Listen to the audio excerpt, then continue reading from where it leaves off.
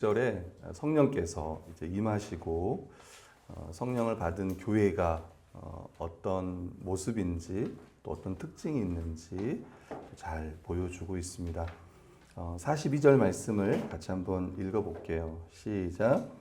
그들이 사도의 가르침을 받아 서로 교제하고 떡을 떼며 오롯이 기도하기를 힘씁니다.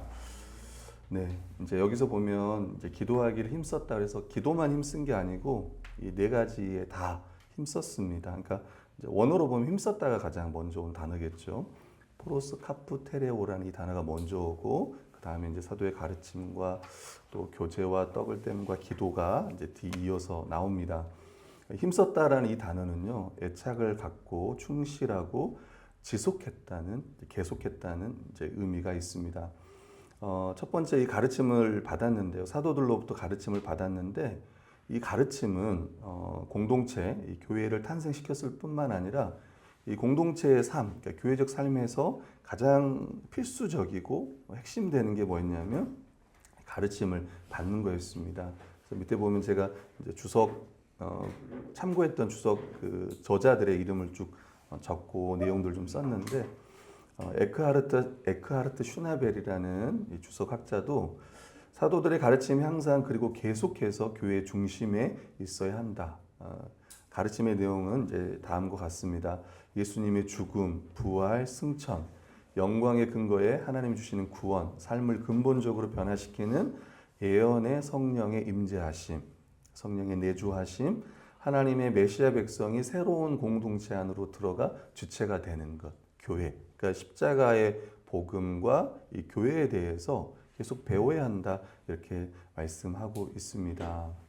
저도 오전에 9시 반부터 우리 이제 형구형제랑 또 은혜자매 복음의 기초를 같이 이제 공부도 하고 내려왔는데요. 이렇게 혹시 드라마 요즘 보세요, 여러분? 요즘 드라마 뭐가 재밌을까요? 이 시국에 무슨 드라마인데 이럴 수 있는데 예. 네. 그 드라마 중에 좀 공부 열심히 하는 드라마가 있어요. 스터디 그룹이라고. 아니 공부의 신이 아니고 스터디 그룹이라는 드라마가 있는데 그 드라마 대사 중에 하나가 어떤 할아버지가 나오는데 그 학생의 할아버지가 나오는데 그 할아버지가 그런 표현을 써요. 드라마 중에 배움을 멈추면 삶도 멈춘다라고 하는 한 대사를 좀 쓰는데 여러분 우리가 그리스도인들은 어찌 보면 평생 이 복음에 대해서 또 이 성경에 대해서 교회에 대해서 끊임없이 또 배워요. 또 사실은 우린 잘 압니다. 우리 교회가 그 말씀 교회인 것처럼 그리스도의 말씀이 충만한 또 함께 말씀을 피차 가르치며 나누면서 성경적 교회를 꿈꾸는 그런 교회를 꿈꾸는데 그래서 배움을 멈추지 않고 계속 하는 거예요. 계속 배우는 거. 오늘 저도 함께 하면서 기쁘더라고요. 주일 아침에 얼마나 바쁜 시간입니까? 그죠? 근데 그 시간에 함께 말씀을 배울 수 있다는 게 또 주중에도 마찬가지고 또 너무 감사한 것 같습니다. 우리 사랑하는 성도들도 목사님 교회에서 하는 성경 연구와 또 배움 외에 더 배우고 싶으신 분들은 이야기하세요. 우리 광희 교육부장이니까 광희한테 이야기해 주시면 제 교사를 붙여줄 거예요. 그래서 꼭 누가 가르친다의 개념이 아니라 함께 배우는 거죠. 여러분 가장 큰 배움의 시간은 언제냐면 설교 시간입니다. 설교 시간이 이게 우리가 듣잖아요. 우리가 은혜를 받기도 하지만 배움의 시간이에요. 성경을 어떻게 해석하고 또 이 말씀 우리 삶에 어떻게 적용하고 그러니까 가장 큰 배움의 시간은 설교 시간입니다. 그래서 말씀을 듣고 또 설교 나눔하고 이건 너무 중요하다 이런 생각이 들고 또 예배 함께하지 못한 지체들 있잖아요. 그런 분들에게 오늘 이런 설교의 말씀이 있었고 또 이런 거. 그래서 우리 아이들과 함께 이렇게 예배를 드린다는 거는 너무 감사해요. 왜 그러냐면 여러분 들었을 겁니다. 그 유대인들은 이 부모와 세대 차이가 없대요.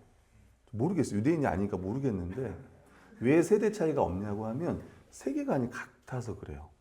말씀을 통해서 이 세상을 하나님이 만들었다는 우연히 창조된 게 아니라 하나님이 만들었다는 창조자를 믿잖아요. 그리고 타락을 믿고 어떻게 구원하셨는지를 믿고 그리스도인으로서 어떤 사명이 있는지 여러분 그렇다잖아요. 전쟁이 일어나면 우리나라 사람들 어떡합니까? 우리나라 청년들은 싸우러 나갑니다. 예, 도망가려고 해요. 근데 유대인들은 안 그런 청년들도 많이 있습니다. 근데 유대인들은 전쟁이 나면 자국으로 들어간다잖아. 자국으로. 우리는 밖으로 나가고 이들은 자국으로.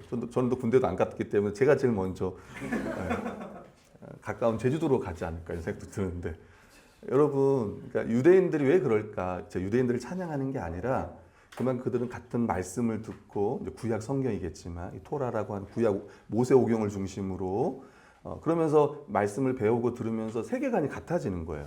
사람에 대한 이 세상에 대한 또 뭐 죄에 대한 또 교회의 사명에 대한 것들을 갖다 보니까 그래서 어렸을 때부터 이렇게 함께 예배 드리는 거, 함께 말씀을 배우는 거 이게 너무 중요하다 말씀드리고 싶습니다. 존 스토트가 말합니다. 성령 충만한 교회에는 신약의 가르침을 공부하고, 그러니까 사도들의 가르침이 신약 성경으로 주어졌잖아요. 신약의 가르침을 공부하고 그것에 순종한다는 의미에서 신약 교회이다. 하나님의 영은 하나님의 백성으로 하여금 하나님의 말씀에 순종하도록 이끈다라고 존 스토트가 이야기를 합니다. 교회적 삶에서 가장 중심인 것은 사도의 가르침인 거예요. 우리는 다시 한번 이 사도의 가르침을 통해 우리의 신앙을 고백하고 계속 그리스도에게로 자라간다는 생각들을 늘 하셔야 돼요. 그리고 사도의 가르침을 전하고 배우는 것에 우리 사랑하는 모든 성도들이 힘써야 되는 거예요. 두 번째는 서로 교제하기를 힘썼습니다. 교제라는 말은 우리가 그리스도 안에서 하나요. 한 몸이 된 교회의 모든 회원이 실제적으로 한 몸, 한 가족으로 교회적 삶을 살아가는 걸 의미하는 거예요. 실제적으로 가족으로 살아가는 걸 의미해요. 세 번째는 떡을 떼기 힘썼습니다. 여기서 떡을 뗐다는 것은 성찬식을 의미합니다. 예수 그리스도의 죽음, 형벌 대속적 죽음을 기억하고 또 그 은혜를 선포하고 함께 나누는 거예요. 그래서 우리가 설교는 들리는 하나님의 말씀, 그 다음에 이 성찬은 눈에 보이는 말씀이다. 이렇게 이야기합니다. 네 번째는요, 기도하기를 힘썼습니다. 그들이 힘썼던 기도는 교회의 영광과 충만을 위한 기도였고, 여러분도 알다시피 하나님의 나라가 이 땅 가운데 임하기를 그들은 기도했으며, 또 교회를 통해서 하나님 나라가 이미 임한 하나님 나라의 모습이 더 드러날 수 있기를 그들은 간구했고, 또 이제 앞으로 살피겠지만 많은 교회 안에 박해들이 있습니다. 또 사도들을 위협하는 그 당시 어떤 유대의 어떤 정치가들, 바리새파, 사두개인을 중심으로 막 핍박하잖아요. 예수 그리스도 이름으로 말하지 마라, 어떤 것도 행하지 말라 이렇게 하잖아요. 이 모든 것의 해방으로부터, 악의 세력으로부터 보호해달라고 이 초대교회는 계속 기도를 합니다. 그리고 오늘도 보면 또 3장에 보면 3장 1절에 보면 제9시에 오후 3시에 기도하러 베드로와 요한이 성전에 갔다는 이야기를 하잖아요. 유대인들은 일주일에 하루에 3번씩 기도했다고 해요. 아침에 그리고 이제 정오인가요? 12시인가요? 9시 아침에 그 다음에 아무튼 3시가 마지막 기도예요. 하루에 3번 이렇게 기도했고 3시에 가장 많은 사람들이 이제 모였다고 하더라고요. 자, 44절부터 47절 두 번째는요. 서로 교제할 때 이 모습이 가족의 모습이었다. 44절 같이 한번 읽어보겠습니다. 시작. 믿는 사람이 다 함께 있어 모든 물건을 서로 통용하고. 네, 일단은 함께 있었어요. 믿는 사람들이 함께 있었어. 이 가능한 함께 모여가지고 일상의 삶을 같이 했다고 오늘 성경은 기록하고 있습니다. 뭐 같이 살았다 이렇게 보기는 어렵겠지만 일단 자주 모였다 이렇게 좀 이야기할 수 있을 것 같아요. 44절에는요 모든 물건을 통용했어요. 우리가 말하면 이제 공유라고 할 수 있겠습니다. 그러니까 함께 살았기에 또 자주 함께 했기 때문에 서로의 필요도 잘 알았고 그거에 따라 자기의 어떤 물건들을 쓸 수 있도록 이렇게 내놓았습니다. 사도행전 4장 37절 중에 37절만 한번 좀 보면 같이 한번 읽어봅시다. 시작.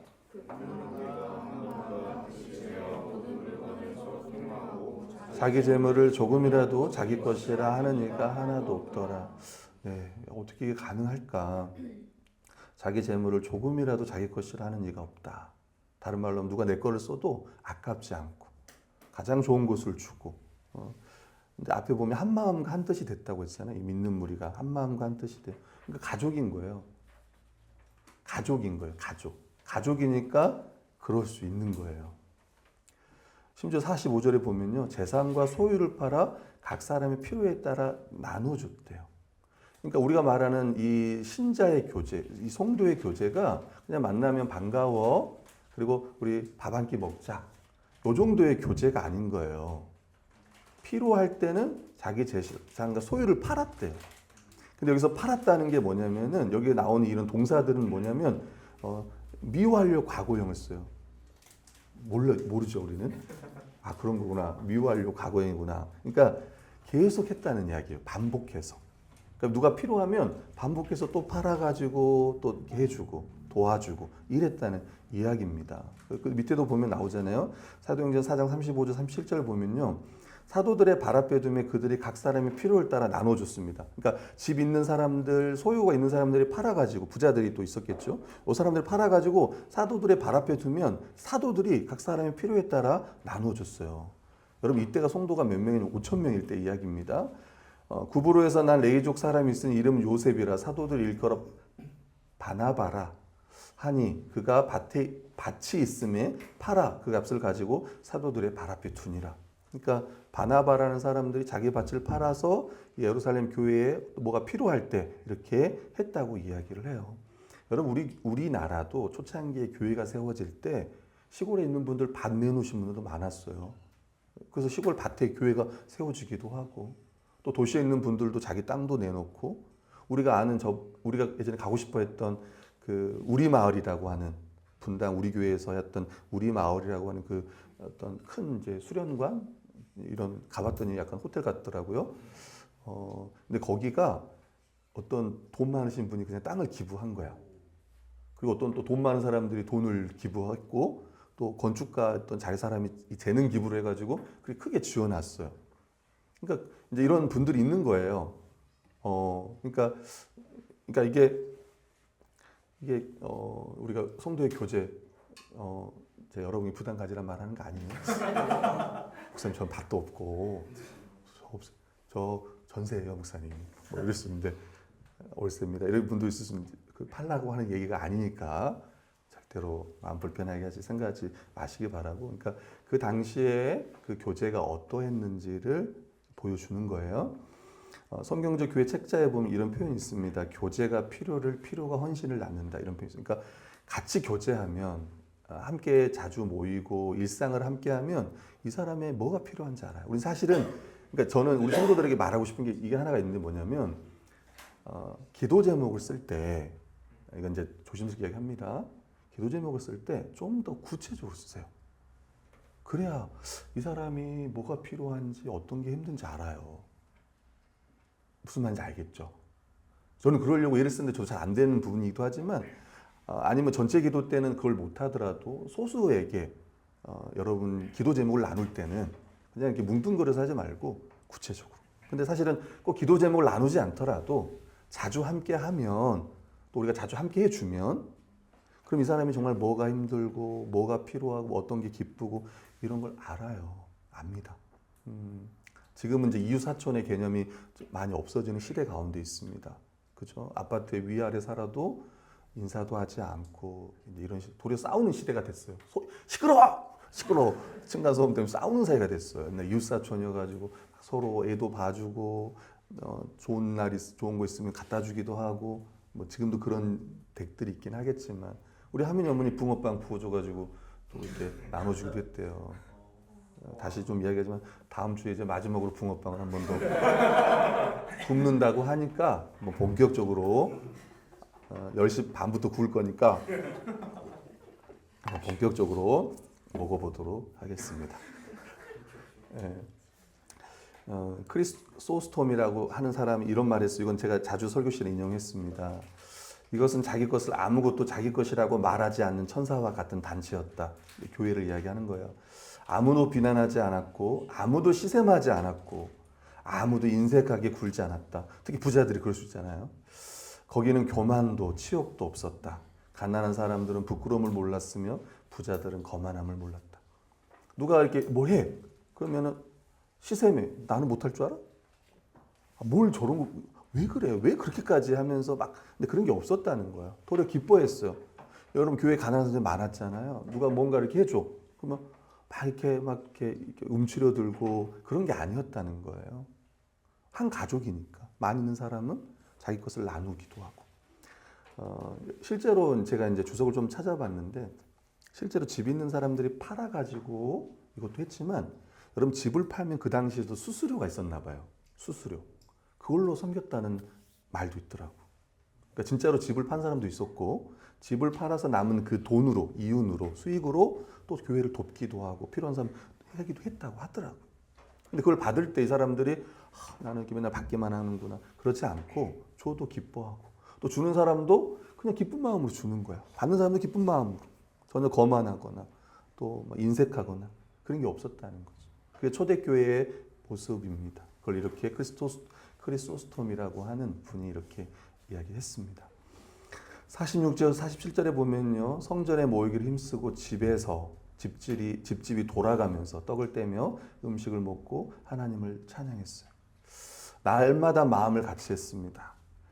성전에서 다수가 모였고 집에서도 모였습니다. 아마 성전 모임이 아까 말했던 기도하는 시간들이 아마 공식적인 모임이었던 것 같고, 집집마다 돌아가면서 했던 모임은 비공식이었던 것 같아요.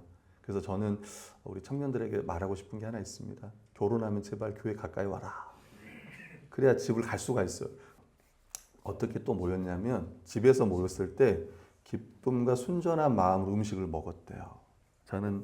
제가 적용해서 얘기하고 싶지만, 여러분 이게 어떻게 가능할까? 어떻게 날마다 마음을 같이 성전에 모이고 또 집에서 모이는데 기쁨과 순전한 마음으로 모였어요. 여러분 제가 묻고 싶습니다. 여러분 한 가족이니까 모이는데 힘쓸 수 있었고, 우리도 힘쓸 수 있어요. 우리도 맘먹으면 힘쓸 수 있어요. 두 번째 질문은 그게 기쁘냐는 거야. 그게 기쁘냐는 거야.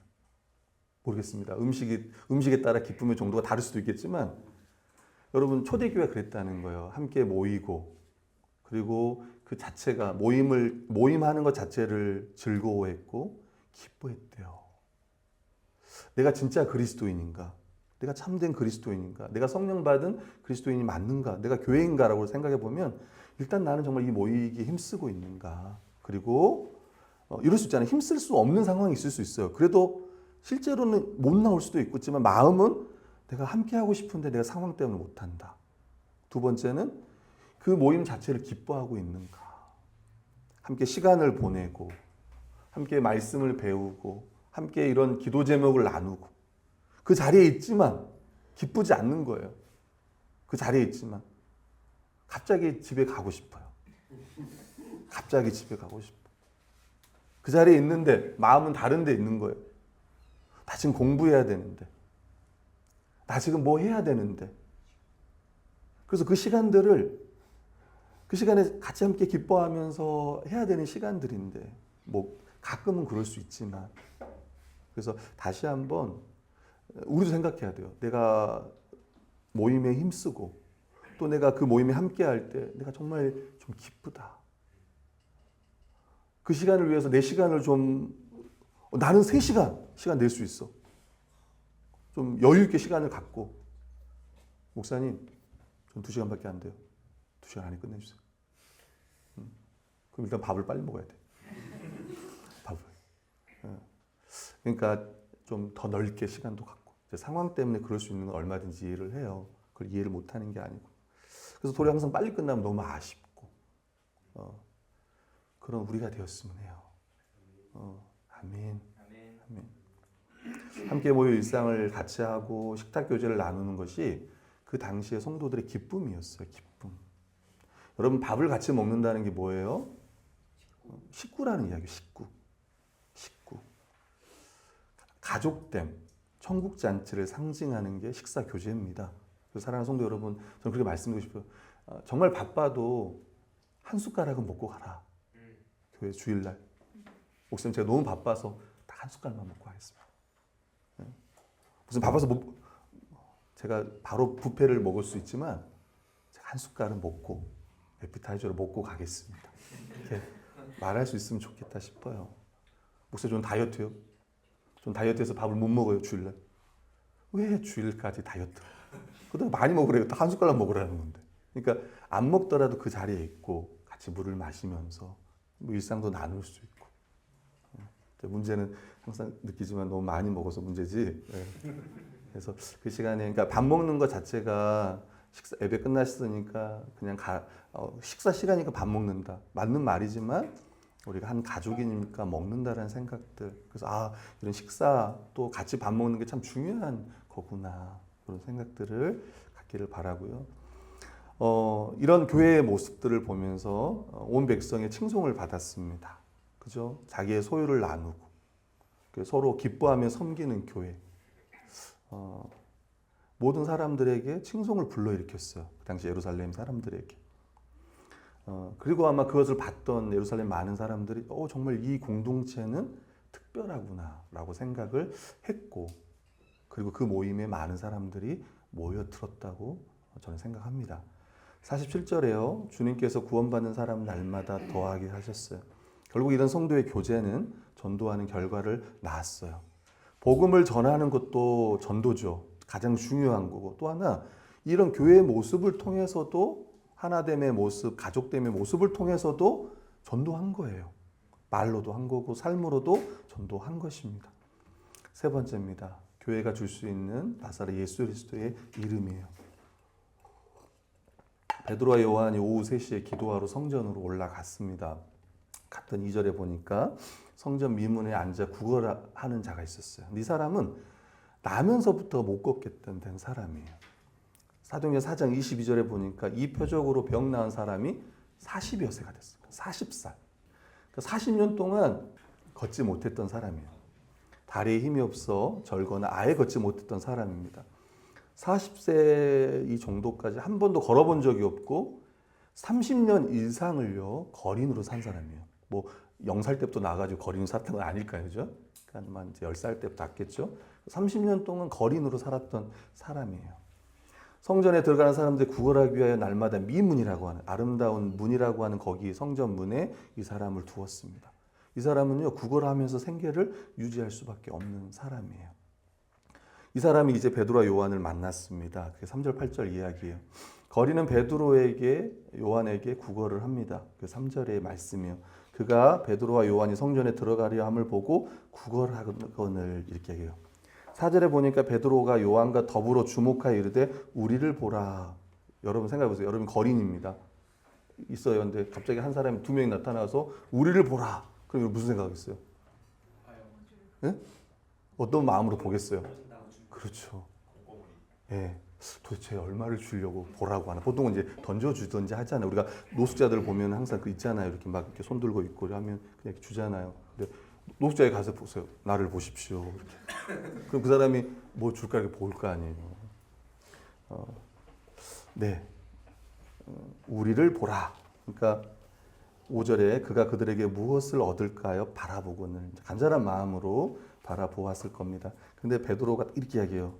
은과 금은 내게 없다. 아마 여기까지 들었으면 화가 났을 것 같습니다. 은과 금이 이제 그 당시 통용되었던 주화잖아요. 근데 난 그걸 바라보고 이렇게 보는데 은과 금은 내게 없다. 근데 그 다음에 보면 이제 베드로는 거지에게 줄 수 있는 더 내게는 다른 게 있다라고 이야기해요. 그러면서 내게 있는 것을 내게 주겠다 이렇게 이야기합니다. 나사렛 예수 이름으로 일어나 걸으라 이렇게 이야기합니다. 나사렛, 그러니까 나사렛에서 온 예수 그리스도, 나사렛에 태어난 예수 그리스도, 예수 그리스도의 이름으로 일어나 걸어라. 여러분 그는 평생 걸어 다닐 수 있게 되었어요. 걷지 못하는 이 거린을 낫게 해준 분이 누구냐면 예수님이신 거예요. 7절 8절 보니까 오른손을 잡아 일으켜요. 발과 발목이 곧 힘을 얻었습니다. 토마스 오커라는 분은 이런 표현을 썼습니다. 그 권능은 그리스도의 권능이었으나 그 손은 베드로의 손이었다. 그러니까 교회를 통해서 제자들을 통해서 사도들을 통해서 주님께서 그 일을 행하는 거예요. 존 스토트는 말합니다. 그것은 불신의 동작이 아니라 사랑의 동작이었다. 우리가 말했는데 안 일어날 수 있잖아. 그럼 이렇게 세우는 거야 우리가. 힘이 없는 사람을 힘이 좋으면 이렇게 세울 수 있거든요. 힘이 좋으면 얼마든지 이렇게는 세울 수 있단 말이에요. 근데 그 동작은 불신이 아니라 사랑의 동작. 예수님도 이렇게 눈을 만지면서 이러잖아요. 못 보는 사람 있으면 눈 만져주면서 무엇이 보이느냐 이렇게 막 묻고 그러시잖아요. 내가 원하노니 깨끗함을 받으라 이렇게 만져주시잖아요. 마찬가지로 이 동작은 사랑의 동작이었다는 거야. 이제 교회가 우리가 이렇게 하는 거죠. 그 다음에 나타난 게 뭐냐면 이 사람이 뛰어서 서서 걸었습니다. 여러분 그냥 걷는 게 아니라 뛰었단 말이에요. 그러니까 얼마나 지금 이 치유가 온전한지를 보여줘요. 그리고 그 사람이 이걸 통해서 얼마나 기쁜지를 보여줘요. 여러분 언제 뜁니까? 기쁠 때. 기쁠 때, 아니 불날 때, 뭐 이렇게 뛰잖아요. 우리 결이가 이제 크게 막 결이는 막 자폐 증상이 많이 없어요. 이제 이렇게 자폐 친구들을 보면 여러 가지 손으로 하는 여러 가지 동작들이 있습니다. 반복되는 동작들이 있어요. 손으로 하는 여러 가지. 어떤 친구 갑자기 있다가 딱 이런 애도 있어. 깜짝 놀래요. 갑자기 이런 애들도 있고 여러 가지. 이제 이걸 웃으면 안 되는데 이제. 근데 결이가 보면은 평상시에 잘 모르는데 너무 기쁠 때 막 이렇게 뛰어요. 결이는 이렇게. 기쁠 때 이렇게 막 뛰고 예전에 한 번은 사과를 이제 먹다가 이 포크로 여기를 딱 찌른 거예요. 이렇게 영상을 보면서 이렇게 뛰다가 탁 찌른 거예요. 이쪽인가요? 찔렀어. 피 막 이랬었는데 반창고도 붙여주고 밴드도 붙여주고 근데 기뻐서 막 뛰는 거예요. 그러니까 지금 이 사람도 이제 내가 다 낫다 그러면서 감격하면서 지금 뛰는 거거든요. 근데 이제 이런 장면들을 구약 성경은 쭉 인용을 합니다. 말세에 구원받은 사람들이 시온에 돌아오게 될 거다. 그러면서 그것들을 예언하면서 이사야서 35장 5절 6절 보면 6절에 보면 그때 저는 자는 사슴같이 뛸 것이며 네. 사슴같이 저는 자가 사슴처럼 뛴다는 거예요. 에레미야 31장도 보면 제 볼도처럼 했지만 하나님께서 이제 땅끝에서부터 모을 텐데 그때 맹인과 다리 저는 사람 이 사람들이 돌아오게 될 거다 이런 표현도 쓰고 또 미가서 4장 6절 7절 보면 저는 자를 모을 것이며 그 다음 7절에 보면 발을 저는 자는 남은 백성이 되게 하며 그러니까 하나님 백성이 되게 할 거고 막 뛰게 할 거다 표현들을 쓰고 있습니다.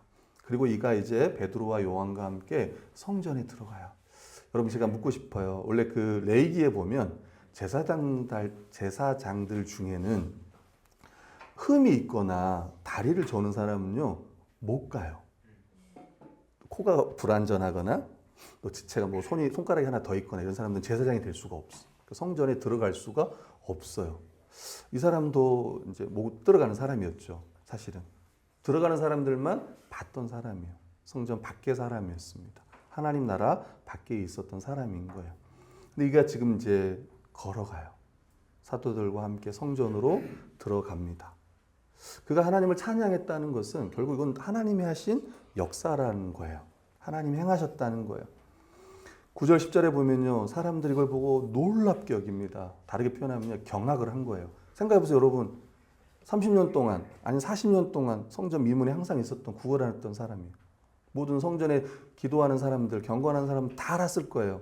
그리고 그 사람을 구제하기 위해도 썼겠지만 이 사람이 사도와 함께 들어온 거예요. 그 기적을 보지를 못했죠. 들어온 거예요. 근데 거기서 하나님을 찬송하는 모습을 이 사람들이 본 거예요. 묵상과 적용 한번 해보겠습니다. 첫 번째는요, 교회가 하나인 가족이라면 가능하다. 여러분 가진 소유를 함께 나누는 것은요, 가족됨의 대표적인 증거입니다. 예수 그리스도를 믿고 성령 받은 신자가 얼마나 큰 변화를 일으키는지 잘 보여주는 게 오늘 이 교회적 삶에서 나와 있어요. 요한일서 3장 17, 18절 한번 읽어보겠습니다. 시작. 누가 이 세상의 재물을 가지고 형제의 궁핍함을 보고도 도와줄 마음을 닫으면 하나님의 사랑이 어찌 그 속에 거하겠느냐. 자녀들아 우리가 말과 혀로만 사랑하지 말고 이건 우리가 이미 요한일서 할 때 나누었습니다. 이 세상의 재물을 가지고 형제의 궁핍함을 보고도 도와줄 마음을 닫으면 스스로 닫는 거잖아요. 이걸 하나님의 사랑이 어찌 그 속에 거하겠느냐. 우리가 말과 혀로만 사랑하지 말고 행함과 진실함으로 하자. 참으로 가족이라면 어떻게 함께 살고 어떻게 서로를 대하겠는가. 서로 형제자매라고 부르면서 마음을 다하여 가족으로 대하지 않는다면 그건 합당하지 않을 거예요. 아까 제가 서두에 얘기했던 것처럼 초대교회는 날마다 성전과 가정에서 모이기를 힘썼고 그 모임을 기뻐했다고 했습니다. 어떻게 그게 가능하냐 하면 가족이기에 모이기를 힘썼고 즐겁게 모일 수 있었다는 거예요. 근데 이럴 수 있어요. 여러분들 가족 모임 어떠십니까? 여러분의 가족 모임. 기쁘세요? 자주 모이고 싶으세요? 아니요. 벌써 한 명이 아니오라고 심지어 솔로인데도 아니오라고 하잖아요. 근데 좀 실제 이제 세상 가정 중에도 이 모임이 너무 좋은 가정도 있고 또 어떤 분들은 아닌 분들도 있어요. 근데 교회는 달라요. 다른 게 있어요. 뭐가 달라요? 우리가 오순절을 받기 때문에 그게 달라요. 성령을 받은 거야. 한 성령을 받은 거예요. 교회는 한 성령을 받았어. 그래서 한 몸이 되었어. 그래서 교회는 한 마음으로, 한 뜻으로 서로를 사랑하며 섬길 수 있습니다. 아멘. 그게 다른 거예요. 심지어 이제 실제 가족 중에도 예수님을 믿고 성령 받은 가족들이 있습니다. 너무 감사한 일이고 또 우리 모두의 가정이 또 그러기를 소망하고 칼빈은 이야기해요. 우리가 이 기사를 읽고도 이 교회적 삶을 사는 이 사도행전 2장 후반에 이 기사를 읽고도 감동을 받지 않는다면 우리는 강철보다 더 굳은 마음을 갖고 있는 것이 분명하다. 그 당시에 신자들은 그들 자신의 것을 풍성하게 내주었어요. 그러니까 인색한 게 아니라 관대한 풍성하게 내주었습니다. 오늘날 우리는 우리가 가지고 있는 것을 보유하기에 급급할 뿐 아니라 무정하게 다른 사람의 것을 빼앗아야만 흡족해 합니다. 그들은 당시 그들 자신의 소유를 팔았습니다. 오늘날 최고의 세력을 떨치는 것은 사려는 욕망이에요. 여러분 칼빈의 시대니까 이게 언제적 이야기예요? 1500년대 이야기예요. 여러분 이때 쿠팡이 있었다면 어떻겠습니까? 예? 이때 사려는 욕망. 그러니까 그 당시에도 그러니까 이게 변함이 없다는 거예요. 500년의 시간이 흘렀는 지금도 최고로 세력을 펼치는 것은 사려는 욕망이에요. 그 당시 뭘 샀을까 싶었지만 그렇다는 거예요. 우리로 말하면 오늘날로 말하면 소비주의. 우리 결의가 제일 많이 하는 말이 뭐예요? 레고 사줘. 레고 사줘. 그 당시에는 사랑으로 인해 각 사람의 소유가 공공한 사람을 위한 공동의 재산이 되었다. 이렇게 이야기합니다. 오늘날 많은 사람들은 너무나 몰인정해서 가난한 사람들과 이 땅에서 같이 사는 것, 물, 공기, 하늘을 공동으로 사용하는 것조차 아까워서 꺼려한다. 이렇게 이야기를 합니다. 이거 뭐 여러분, 그러니까 이 시대가 그런 시대가 된 거죠. 근데 이 시대가 그런 시대인데 교회 안에도 어찌 보면 이런 모습들이 있는지 모르겠어요. 우리의 모습인지도 모르겠습니다. 저의 모습인지도 모르겠어요. 저도 설교를 준비하면서 그런 생각을 했어요. 내가 성도들을 섬기는 거, 내가 성도들을 대접하는 거, 내가 정말 풍성하게, 극진하게, 관대하게 하고 있는가? 혹시 이런 걸 하면서 아까워하지는 않는가? 내 자신들 생각해 봐요. 사랑하는 성도들도 한번 생각해 보고 가장 큰 생각은 우리가 해야 될 것들은 정말 우리가 한 가족인가? 근데 중요한 건 뭐냐면 여러분 이거는 믿음의 영역이에요. 무슨 말이냐면 여러분 태어나 보니까 가족이 있잖아. 여러분 우리 중에 김씨로 태어나고 싶은 분 있었습니까? 정씨로 태어나고 싶은 분 있었어요? 혹시 한국에 태어나고 싶으신 분들이 있었어요? 내가 남자로 태어나고 싶은 분 있었어요? 여자로 태어난 분 있었어요? 태어나 보니까 내가 김씨고 이씨고 내가 염씨고 그리고 내가 한국이고 아니면 또 전라도고 경상도고 남자고 여자고. 어찌 보면 교회도 마찬가지예요. 내가 태어나 보니까 내가 와보니까 그 말씀 교회야. 와보니까. 저는 하나님의 주권적 섭리가 있다고 생각해요. 제가 여러분 어떻게 압니까? 그렇죠? 제 고향 사람들도 아닌데 여러분 좀 어떻게 알아요? 근데 어떻게 돼서 하나님의 은혜로 여기 모였어요 지금 우리가. 그리고 함께 예배를 드리고 있어요. 내가 정말 성령 받은 것을 믿고 내가 우리 교회에 온 걸 믿는다면 내가 우리가 주 안에 하나라는 것들을 믿을 때 한 가족임을 믿을 때 우리 이렇게 살아갈 수 있어요.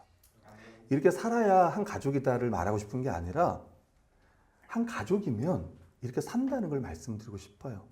그러니까 우리도 이렇게 살아야 된다는 걸 말씀드리고 싶습니다.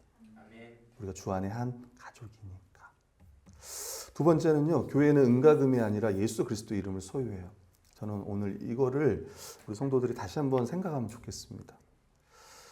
사도 바울은, 베드로와 요한은, 베드로 말합니다. 내게는 은과금이 없다. 제가 베드로였으면 저도 그렇게 말했을 것 같아요. 진짜 없다. 나를 보고 있을 때 난 진짜 없어. 난 진짜 없어. 이 은과 금이 우리가 우리의 능력으로, 은과 금 우리 인간이 가지고 있는 거잖아요. 이것으로 우리가 바뀌는 게 아니에요. 우리가 구원받을 수 있는 게 아닙니다. 결론적으로 말하면 사도행전 2장 21절에 누구든지 주의 이름을 부르는 자는 구원을 받으리라 이렇게 말씀하는데, 여러분 고대 사회나 지금이나 어떤 의사라도 40년 동안 걷지 못했던 사람을 고칠 수 있는 의사는 없어요. 없습니다. 있다면 날라겠죠, 그 사람. 지금까지 고친 사람 없어요. 누구만 고칠 수 있냐면 하나님만이 고칠 수 있는 거예요. 예수 그리스도, 하나님께서 약속하셨던 예수 그리스도, 그분이 2000년 전에 오셔서 이런 역사를 행하셨단 말이에요. 그 이후로 끝났냐? 아니에요. 부활하신 예수 그리스도 주가 되셔서 제자들을 통해서 이 기적의 능력들을 계속 행하는 거예요. 여러분, 그리스도인들은 만나는 모든 나쁜 사람들을 다 고칠 수 있습니까? 다 못 고쳐요. 걷지 못한 이 사람을 낫게 한 것은 베드로의 믿음도 아니었고, 걷지 못하던 사람의 믿음도 아니었어요. 우리는 예수님의 능력이 이 사람을 고쳤다고 믿는 거예요. 걷지 못하던 사람은 고침받은 날 그 저녁에 유대 지도자들은요, 이 베드로와 요한을 감옥에 집어넣습니다. 그때 우리는 말할 수 있는 거예요. 아니, 40년 동안 못 걸은 사람을 일으켰던 그 주님께서 왜 베드로와 요한을 감옥에 집어넣습니까? 왜 못 막으셨습니까? 주님이 막지 않았다는 거예요. 무슨 이야기였어요? 이렇게 낫는 것도 다 하나님의 주권이에요. 나을 수도 있고 못 나을 수도 있습니다. 감옥에 들어갈 수도 있고요. 감옥에 안 들어갈 수도 있어요. 못 들어갈 수도 있어요. 내 삶을 보면 어때요? 하나님 왜 이렇게 안 해주십니까? 말할 수 있습니다. 이렇게 해주시면 너무 좋겠는데 그렇게 될 때도 있지만 안 될 때도 있어요. 그러나 그 모든 것은 주님의 주권입니다. 그러나 분명한 것은, 가장 중요한 것은 그 나사렛 예수 그리스도의 그 이름이 우리에게 있다는 거예요. 교회에 있다는 거예요. 그 당시 은과금이 가장 좋은 거잖아요. 근데 은과금과 비교할 수 없는, 그 일시적인 것과 비교할 수 없는 예수 그리스도의 이름이 우리에게 있어요. 아멘. 여러분, 저는 기뻐하시기를 바라요. 사랑하는 성도 여러분. 아멘. 나는 없어. 나는 생각해보면 좀 남편도 별로고, 우리 아내 이야기입니다. 오해하지 않나. 결이도 좀 기쁠 때 손 흔들고, 이제 결이는 이제 지난주에 장애 등록을 신청을 했어요. 이제 한두 달 후에 나올 텐데, 우리 아내도 그러죠. 내가 장애아의 부모가 될 거라 누가 생각했겠는가. 모르는 일이거든요. 근데 실제로 오늘 가까이 자주 일어나는 일이. 제가 이번에 처음 알았습니다. 그 헌법재판소에 김형두 재판관이 있어요. 그분의 아들도, 둘째 아들도 자폐 스펙트럼이더라고요. 그래서 청문회 나와서 2023년에 그 이야기를 해요. 그래서 아이가 자기를 이렇게 물은 이야기도 하고.